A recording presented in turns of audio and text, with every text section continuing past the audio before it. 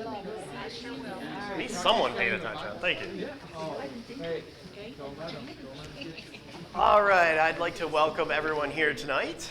This should be fun. I was totally kind of teased David because on Sunday he was telling me how his wife, with her new work schedule, couldn't make it on Sunday morning to hear him preach, but she was going to be able to be here on every Wednesday. And I was like, man, she's going to show up to hear me teach, but doesn't come for your sermon. I don't know what that's supposed to mean.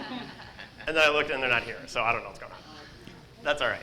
So, what we're going to do is we are going to continue the parable series that Tom opened up for us last week. And I don't see him, but he did a great job. And I love the fact that he went back and actually opened up with the reference in Isaiah, 6:8, right? Where it was talking about what a parable actually was. So just a quick recap, if anyone was here last week, who can tell me what is a parable to begin with? Butchie. I think we said it was an earthly story with a heavenly meaning. An earthly story with a heavenly meaning. Pat? It makes a comparison. Makes a comparison. Okay. Tyler? I think it's a heavenly story with an earthly meaning. It works. It works both ways. It works both ways. John? Was it Jesus' way of giving a godly lesson to fishermen and farmers and stuff like that, using real world examples? So yes, he certainly did that. Now, and it's kind of interesting too. So when we, was that your hand up or you were just, okay. So when we think about parables, we tend to think about the parables of Jesus specifically. But was Jesus the only one to use parables? No. Any other examples you can think of? Somebody else that told a parable somewhere? In the Old Testament? To a king? That had just done something really naughty? It's a lot of things. Go with a brand name. A brand name? Betty Crocker. All right, you guys are killing me this evening. Nathan tells a parable to King David after the whole Bathsheba thing. Oh, yeah, he did. Because if he hadn't, and he just walked up to David, was just like, dude, you're the king, you're in the wrong, you did something sinful, and you talk that way to a king, what do you think's going to happen? Well, two things. You're either going to lose your head or you're going to jail.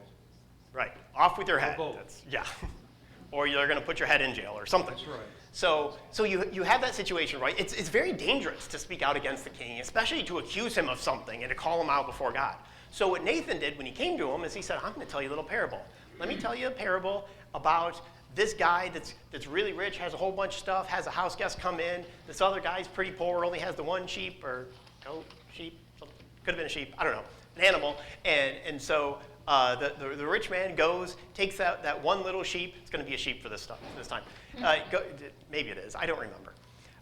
Goes back, grabs that, takes that guy's one sheep, was the only one he had, and he kills that and makes the big dinner out of that. And, this gets to David on a visceral level. And he's mad, and he's like, whoever did that will die. And Nathan's like, it was you.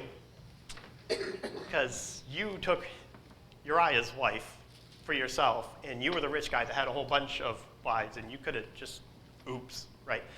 And so, because it got to him in that way, but the interesting dynamic there is the parable is not only a way that we can sort of make an analogy to compare something once you have the interpretation and understand the meaning. But when you're telling the story, the purpose of a parable is to obfuscate, to hide the true meaning until you explain it. So as we study through the parables, consider what's the hidden meaning? What should I be looking for?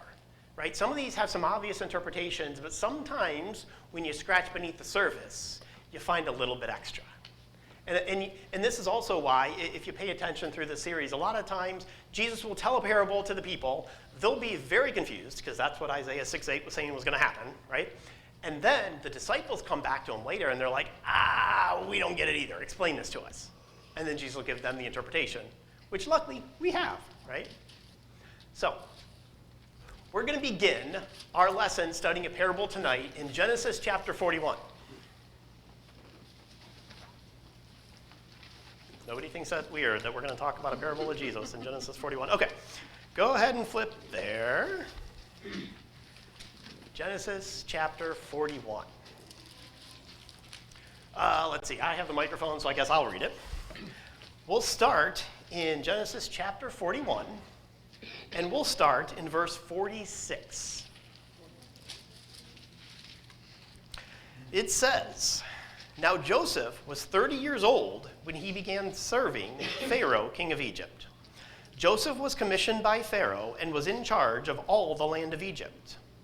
During the 7 years of abundance, the land produced large, bountiful harvests. Joseph collected all the excess food in the land of Egypt during the 7 years and stored it in the cities. In every city, he put the food gathered from the fields around it. Joseph stored up a vast amount of grain, like the sands of the sea, until he stopped measuring it because it was impossible to measure. 2 sons were born to Joseph before the famine came. Asenath, daughter of Potipharah, priest of On, was their mother. Joseph named the firstborn Manasseh, saying, 'Certainly God has made me forget all my trouble in my father's house.'" It's the meaning of the name if you didn't pick that up. Okay. And then verse 52, it says, "He named the second child Ephraim, saying, 'God has certainly made me fruitful in the land of my suffering.' The 7 years of abundance in the land of Egypt came to an end. Then the 7 years of famine began, just as Joseph had predicted. There was famine in all the other lands, but throughout the land of Egypt there was food. When the land of Egypt experienced the famine, the people cried out to Pharaoh for food. Pharaoh said to all the people of Egypt, 'Go to Joseph and do whatever he tells you.' When the famine was all over the earth, Joseph opened up the storehouses and sold grain to the Egyptians. The famine was severe throughout the land of Egypt. People from every country came to Joseph in Egypt to buy grain because the famine was severe throughout the earth." Famine must have been pretty severe because it says it like 3 times. That drives me nuts. But he repeats it for a reason and wants to make sure that we get the point. Now, I just want you to keep this in the back of your heads for the meantime. I don't want to get lost discussing the story of Joseph because we'll never get to our actual parable if we get lost in the weeds now. But if we get all the way to like the 5-minute bell at the end and we haven't looped back to cover this and to draw some of those analogies, someone remind me because I want to loop back here by the end of class. So now we can turn over to Luke chapter 12 because that's where the parable of Jesus is going to show up. So Luke chapter 12. And again, keep the story of Joseph storing up grain in the storehouses as we go through this parable. Just keep that in the back of your mind. Now, in I don't know where I'm at. In Luke chapter 12, we're going to start reading in verse 13. Hey, Chris. Hey, Jim. I didn't even know you guys were in town. All right, so Luke chapter 12. Beginning in verse 13, it says, "Then someone from the crowd said to him, 'Teacher, tell my brother to divide the inheritance with me.' But Jesus said to him, 'Man, who made me a judge or arbitrator between you two?' Then he said to them, 'Watch out and guard yourself from all types of greed, because one's life does not consist in the abundance of his possessions.' He told them a parable. The land of a certain rich man produced an abundant crop. So he thought to himself, 'What should I do? For I have nowhere to store my crops.' Then he said, 'I will do this. I will tear down my barns and build bigger ones, and there I will store all my grain and my goods. And I will say to myself, you have plenty of goods stored up for many years. Relax, eat, drink, and celebrate.' But God said to him, 'You fool, this night your very life will be demanded back from you. But who will get what you have prepared for yourself? So it is with the one who stores up riches for himself, but is not rich towards God.'" So let's start with what jumps out and is the obvious answers. What is this parable about? Greed. Greed, right? Any other thoughts? Hoarding. Everybody else is a quiet bunch tonight. They're all tired. Tyler? Tricking the system, finding a way where I don't have to work and have all the concerns that keep me going all day now. I can outsmart that and remove all the parts of life I don't like and just coast. Cool, so we can skip the next 15 minutes of what I was going to say. Sorry. No, excellent insight. Any other thoughts? Like, what is this parable about? See, now you're all trying to come up with the trick answers. Go ahead, John. The marquee, the sign over the gateway, says you never see a hearse behind a U-Haul behind a hearse. I think it has something to do with that, like you can't take it with you or something. Yeah, never have a U-Haul behind a hearse. I always did like that one. All right, any other thoughts? Okay, so clearly we have the obvious answers here. It's about greed. It's about the guy trying to, store it for himself. Now, I want you to notice how many times a self-referencing I, you, me, how many times this rich man refers to himself in this passage? Let's see, where are we? Verse 18, then he said, I will do this. I will tear down my barns and build bigger ones, and there I will store all my grain and my goods. And I will say to myself, you, referring to himself, have plenty of goods stored up for many years. Eat, drink, and celebrate. Man, that's a lot of references to himself.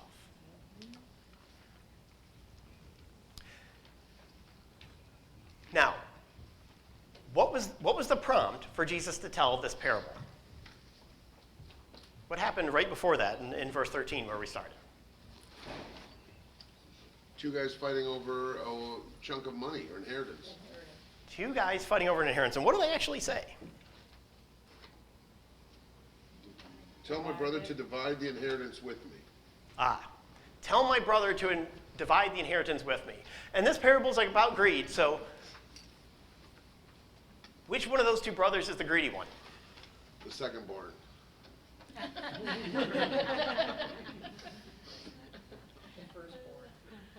I've got a second-born. I've got a firstborn. Any other guesses? Usually goes to the older brother. Usually goes to the older brother. I think actually you're both right. Actually, all three of you are right. So typically, in the ancient days, the way the inheritance worked is, right, the firstborn would get a double portion because he also had a responsibility to the family to then become the patriarch, to become the leader. He was responsible for the younger brothers as well and making sure that they did the right things as well as himself. Now, this doesn't tell us which brother is which, does it? Is this a situation where the guy complaining is the younger brother and he got his share, but he's complaining because his older brother got more? I don't know. Is this a situation where this is the older brother and he says, these are the rights, the laws, I'm due this, but my brother somehow squirreled it away and is not giving it to me? Jacob and Esau, anyone? What is the scenario?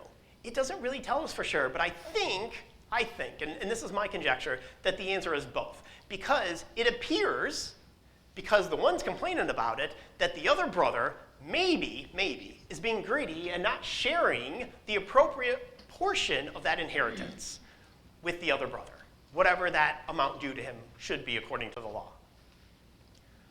Or maybe the brother that's complaining is the greedy one because he's going, yeah, you tell him to give me money that I didn't work for and I didn't earn, to Tyler's point, right?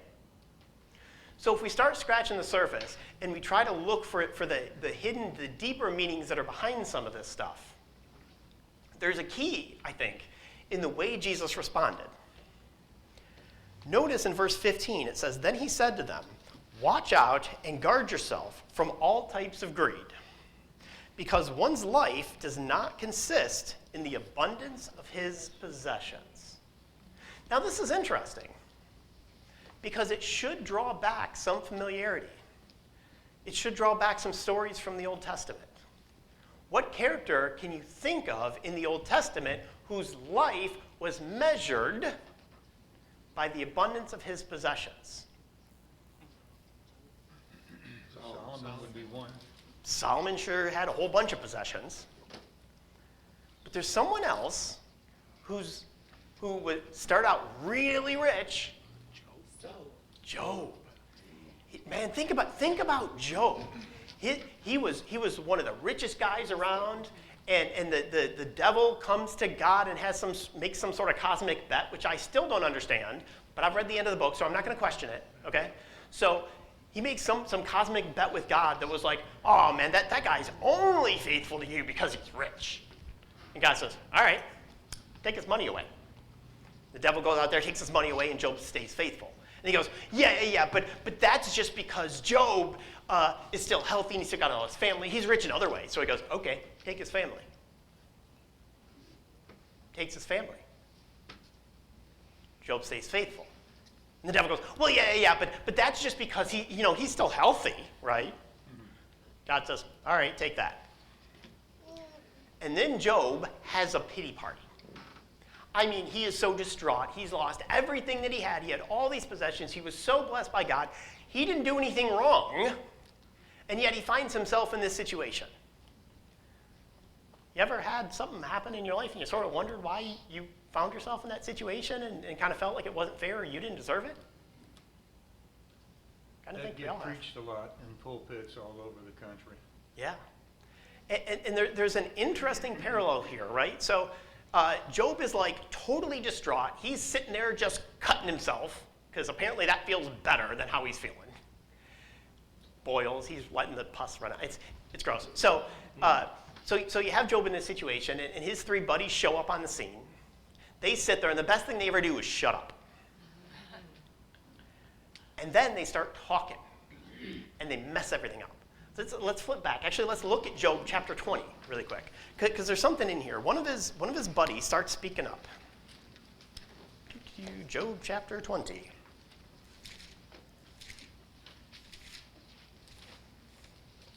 If you're looking for it, it's hiding right before Psalms, which is the biggest book right in the middle of your Bible.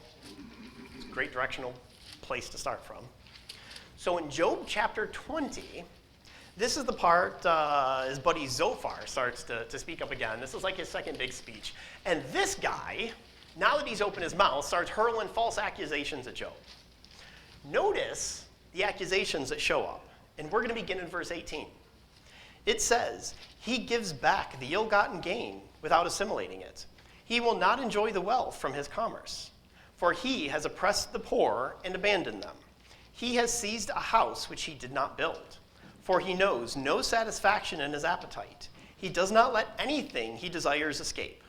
Nothing is left for him to devour. That is why his prosperity does not last. Now, what kind of depiction do we have of the guy that this accusation is applying to? Is this a fair, honest, straight guy? No. This guy's a swindler. He's cheating people. He's taking that money like Tyler was talking about. He didn't work for it, but he wants to take it from somebody else anyways. Okay, you need to be able to relate to this. So if you're a boomer, think of Bernie Madoff. If you're in Gen X, think of Enron. Okay? And if you're one of those like millennials or Zoomers or whatever the kids are called now, Sam Bankman-Fried. Okay?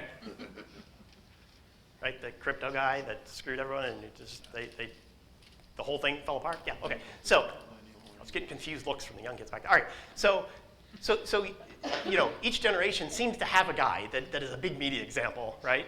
That goes out there and just takes everybody for all they're worth. They're lying, they're cheating, they're stealing, they're accumulating that wealth. And what happened to all three of those examples for each of you generations? Bernie Madoff wound up in jail. Sam Bankman-Fried is, I think, on trial now. He'll wind up in jail if he's not there already. He's in jail now? Okay, good. Enron, the whole thing collapsed, Then right? they go to jail.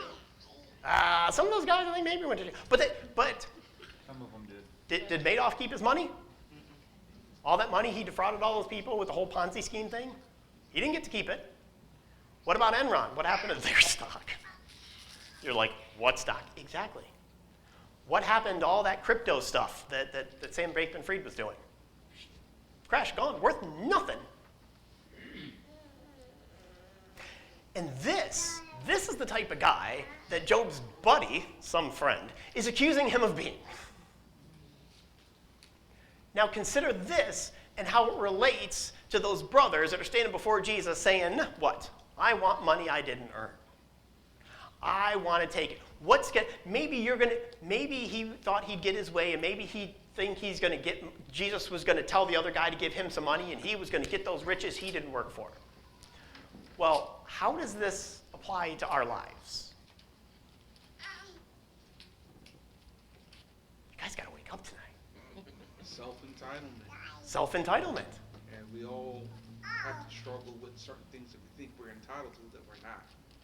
And as you grow older, you kind of learn that certain things you're just not entitled to. You have to get up and do things on your own. And everything that comes from the ground belongs to God. Absolutely. Paul told the Thessalonians who were waiting for Christ to return, they quit working. He said, if you don't work, you don't eat. There's an interesting concept. Someone should tell that to some folks today. Okay, so we've got this situation where when you do those things, when you try to take a shortcut, what is the ultimate end result? Check out verse 21 at the end of that, right? Nothing is left for him to devour. That is why his prosperity does not last. How did that work out for the rich man that built the bigger barn? That's kind of worse than jail, I'm just saying. In the end, it doesn't work out. Have you ever been tempted to take a shortcut? Maybe it's financially. Anybody ever stole anything, right? Got something you didn't work for? You want to raise our hands? There's one, he's a guilty party. We're all guilty. I promise I wasn't trying to look at you, Tyler. So, but we've all found some. What about taking the shortcut and making the other guy look bad at work so you get the promotion, or you get the boss's favor, or you tell a lie to make yourself look better in a different light in a situation that you're in. See, it's not just a money thing, right?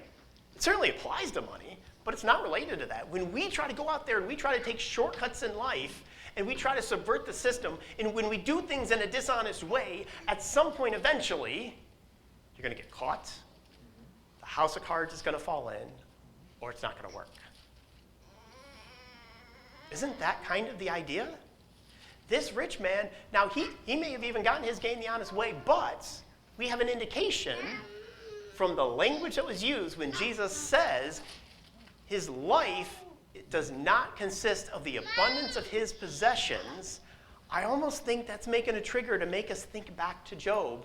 And maybe Jesus has given us a little subtle indication that maybe this rich man with the bumper crop maybe didn't exactly get it through completely honest means.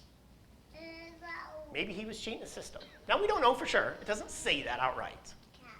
But it seems awful convenient that he uses language that made us think of Job, and you have this passage in Job where this accusation, now mind you, Job didn't do anything wrong. This was a false accusation that was being hurled and charged against him. Now, after a while of this, and these so-called friends jabbing him and messing with him for a while, Job starts to fight back a little bit and justify himself. Still in Job, flip over to, I think it's chapter 31. In Job chapter 31, Job starts to speak back. He's trying to vindicate himself. He's trying to justify back that, no, I didn't do that stuff you guys are accusing me of. I didn't do anything wrong, and yet I still find myself in this situation. And of course, he's wrestling with this. I don't know why. I feel like that an awful lot. Find myself in a situation. I don't know what God's plan is. I don't know why this is happening. And I just go, I don't know why, but I'm here. Can any of y'all relate to that? Okay. So in Job 31, he starts to push back a little bit. He starts to put and say, no, I'm going to justify myself. Look at verse 24.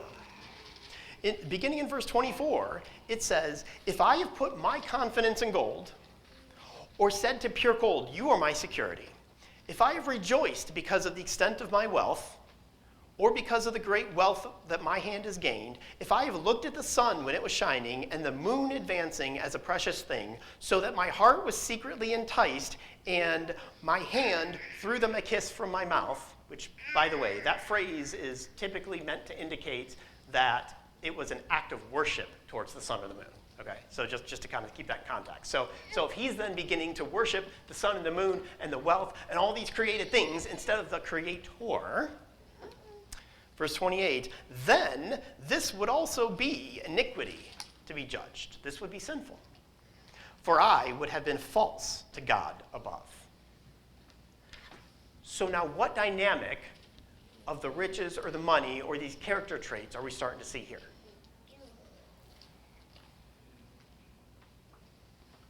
It separates you from God. That's an act that pulls you farther from God. It pulls you farther from God. What is it that he's doing that's pulling him farther from God?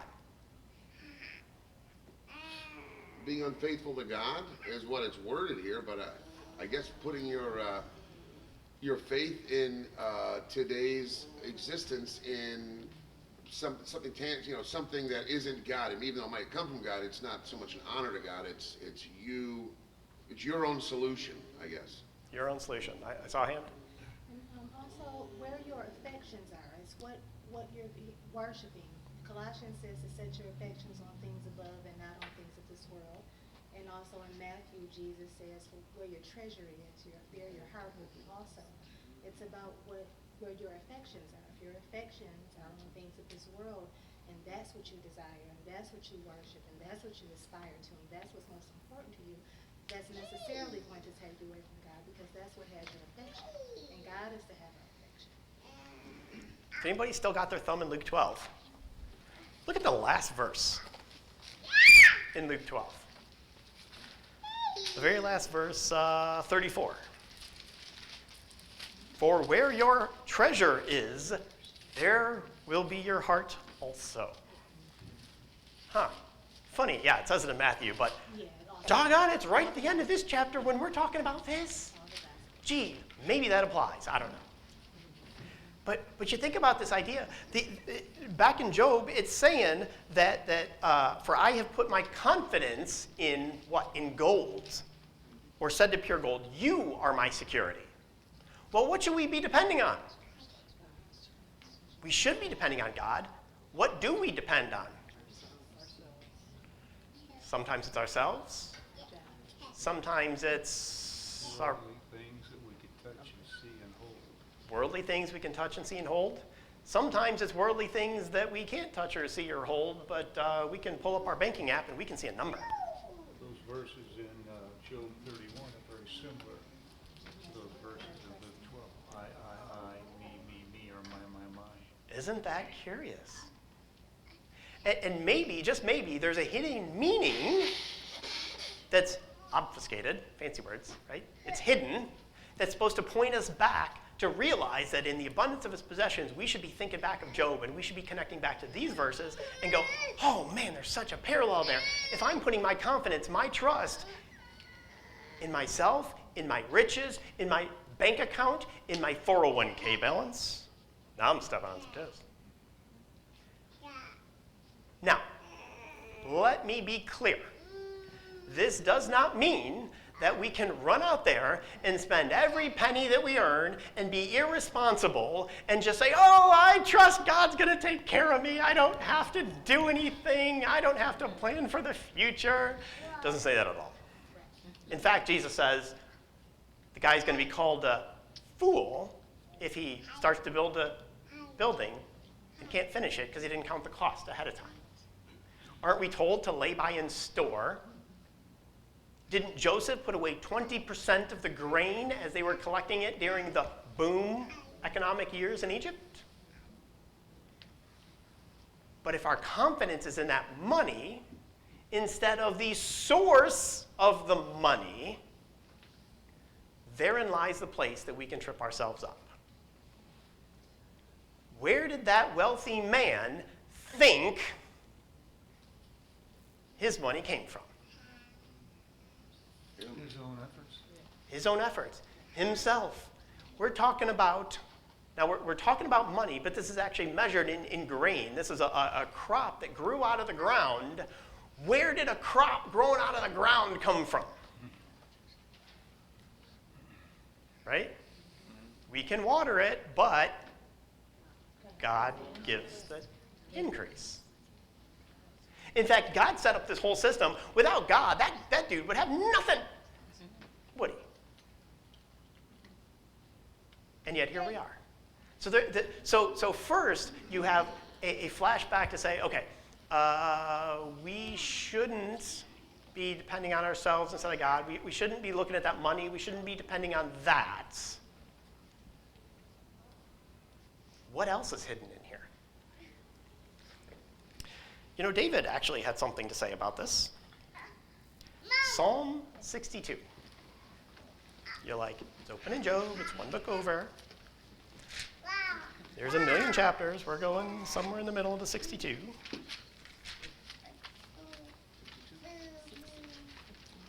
So in Psalm 62, let's begin in verse 7. God delivers me and exalts me. God is my strong protector and my shelter. Trust in him at all times, you people. Pour out your hearts before him. God is our shelter. Men are nothing but a mere breath. Human beings are unreliable. When they are weighed on the scales, all of them together are lighter than air. Do not trust what you can gain by oppression. Do not put false confidence in what you can gain by robbery. If wealth increases, do not become attached to it. God has declared one principle. Two principles I have heard. God is strong, and you, O Lord, demonstrate loyal love. For you repay men for what they do. Does that last line, make anybody nervous? The idea that God is going to repay men for what they do? How does that make you feel when you reflect on your own life and the things that you have done? Does it make you feel good? I think back to all the stuff I've done in the past, and I'm like, I don't really want God to repay me for some of the things I've done.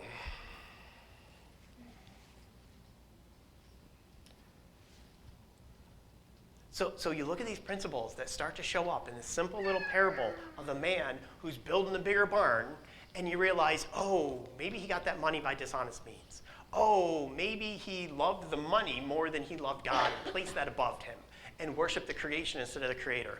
Maybe instead of, like David with this proper example, instead of putting up God as the exaltation, instead of looking at what God was and depending on him and putting his faith and his confidence in, and yeah, you may get rich as a result. Now that's curious, isn't it?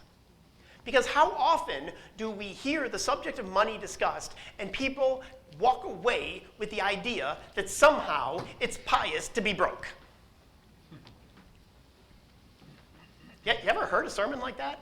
Every time somebody talks about the widow's mites, this is not my particular topic to cover tonight, but every time I hear someone talk about that parable, I kind of cringe a little bit because I've heard it so misapplied and misinterpreted so much that we should be giving everything away to God. We should have nothing left ourselves. Well, didn't David say, my cup runneth over? Could David have helped anyone if he had an empty cup? His cup had to be full first before that bounty could flow over to help somebody else. Has anyone ever met somebody else that needs more money? Every day. Every day.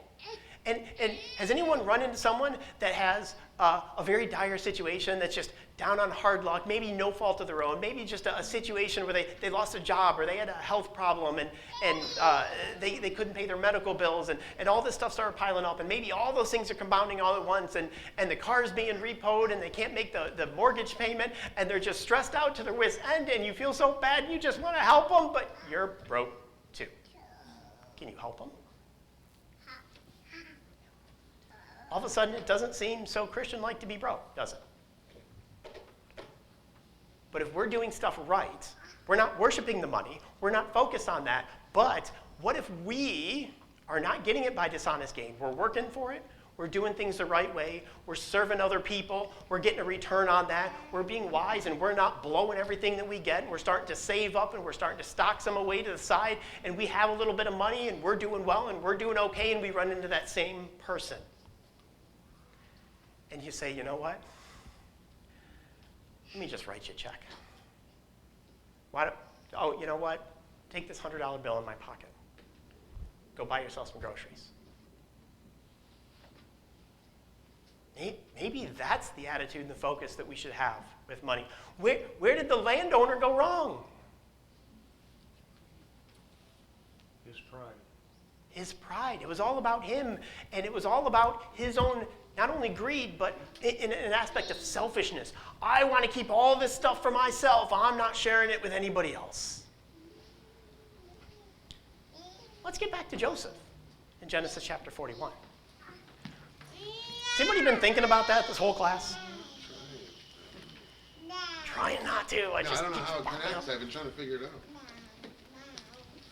So an interesting thing happens. Now we know where Joseph is at this point, right? He's been in jail. He's had some rough times. He interprets Pharaoh's dream, tells him you're going to have 7 great years.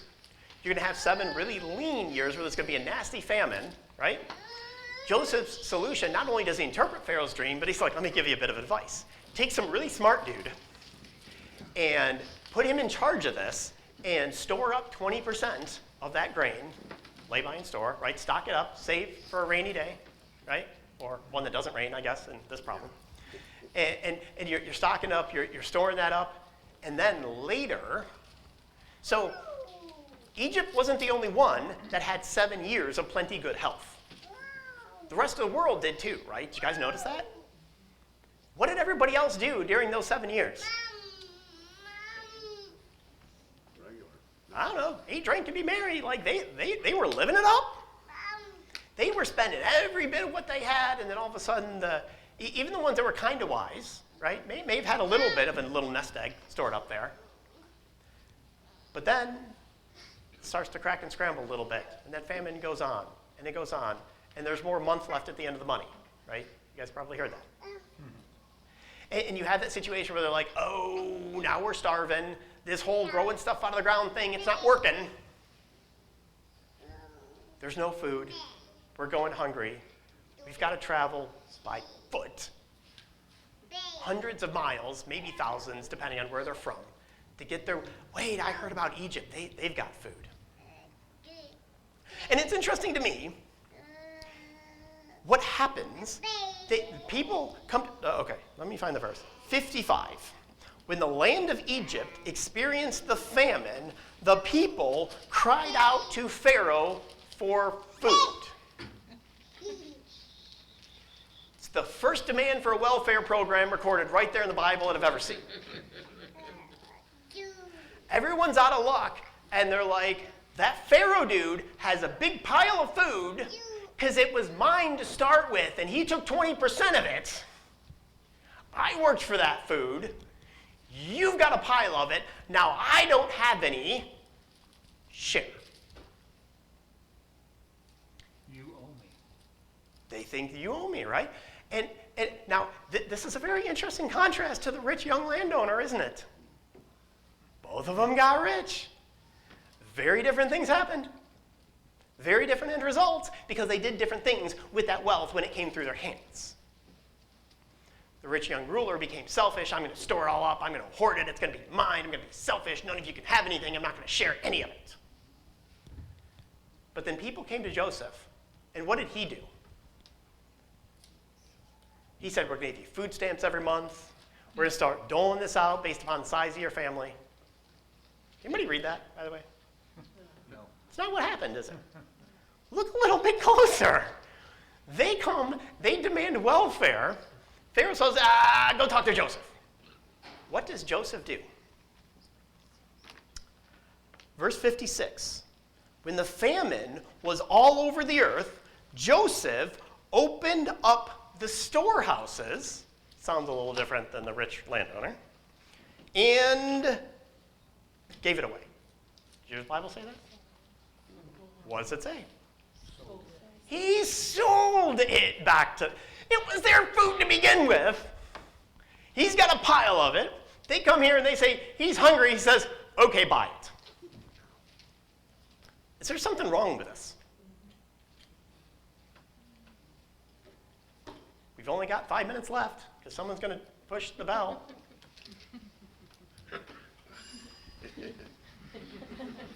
Okay, so the one chance David has, and he's not here, to ring the bell on me. Okay, so here you have, and Joseph goes and he sells it to him. Is this moral? I'm hearing no's. Anyone have a different answer? Yes. Why? How is that moral? I mean, you had time to build up and store because you knew this was coming. He told everyone that it was coming. So you're not going to, I'm not going to give you something free when we've worked for this. Even though you paid it, it may be yours, but we still have to give back. Sure, that messes with your head a little bit, doesn't it? Okay, so what would have happened if Joseph had given away the grain? Chaos. Chaos for sure, right? Everybody comes, and after that, right, not only the Egyptians are coming, now everybody from everywhere that is on the face of the planet is coming to Joseph saying, food. So he says, okay. The only fair and equitable way to do this is to sell it. Why? Because the people that have been wiser and have stored up money, have stored up the resources, they haven't consumed everything, have acted wiser, therefore they should have an opportunity to trade something for it. In selling the grain, yeah, this is even before the livestock, right? At this point, they still have money, and that comes later. But of course, as these people are coming to Joseph, and he's saying, I'll sell you some grain. I got some. I'm not hoarding it. I'm not being selfish. I'm just saying, pay for the grain of what it's worth, because trust me, supply and demand, it's worth a lot right now.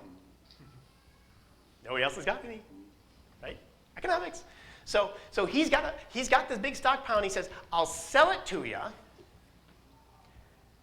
Is that benefiting the person buying the grain? Yes. Yes. He's saving their life. They would starve to death without it. Is it benefiting Joseph? Yes. Yes, he's getting money. Is that okay? Yes. If you provide a service, a necessity, a need to somebody else, if you're in some way serving humanity because you're being wise, you're storing stuff up, and you're engaging in trade with someone, and they give you back some certificates of appreciation, right? We like to call them dollar bills. In return, shouldn't you get those? In fact, shouldn't the measure of the money that you get back be a measure of how much you have served humanity and God's people? Joseph was actually in charge of taking care of everything. Yes. He only took 20%. Our government takes 50. He left them the other 80. Only 50. There So, would have been no lesson learned if he'd have given it back to them. yes, absolutely. Matt? Isn't that what God requires of us? You know, to give him something, right? It doesn't really tell us a percentage or an amount, but give all that we have, give something, right? So there's some kind of parallel there. I don't know if we got into that yet, but it's been a long day. But give something. Yeah. Right, and you're gonna get out of it. I mean, a lot of times we sit here in service and wonder why we don't feel fulfilled, but that's because we didn't do anything. Or, Yeah.